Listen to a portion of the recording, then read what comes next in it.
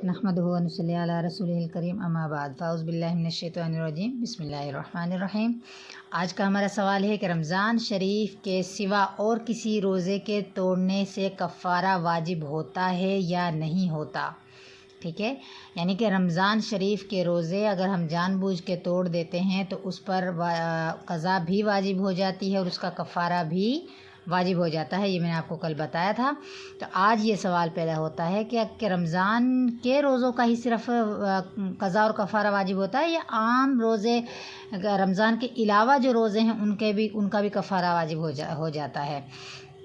तो जवाब है कफ़ारा सिर्फ रमज़ान शरीफ के महीने में फ़र्ज़ रोज़ा तोड़ने से वाजिब होता है। ठीक है, कि फ़र्ज़ को अगर हम तोड़ेंगे तो तब हमारे ऊपर रमज़ान के महीने का रोज़ा उसका कफ़ारा वाजिब होता है, वरना कफ़ारा नहीं, सिर्फ क़ज़ा होती है। रमज़ान शरीफ के सिवा और किसी रोज़े के तोड़ने से चाहे वो रमज़ान की क़ज़ा के रोज़े हों कफ़ारा वाजिब नहीं होता, यानी कि उसका लौटाना वाजिब हो जाता है लेकिन उसका कफ़ारा वाजिब नहीं होता। कफ़ारा सिर्फ़ और सिर्फ रमज़ानुल मुबारक के महीने के ही वाजिब होता है।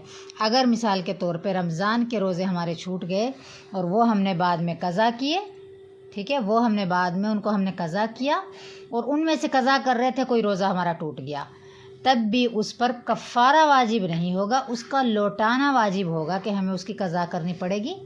ठीक है, तो उसका कफ़ारा वाजिब नहीं होता, सिर्फ़ कफ़ारा रमज़ान शरीफ के रोज़ों पर ही होता है। आज का ये आपका हमारा मसला है और अगर आपको कोई मसला पूछना हो तो आप कमेंट में पूछ सकते हैं। फ़ी अमान।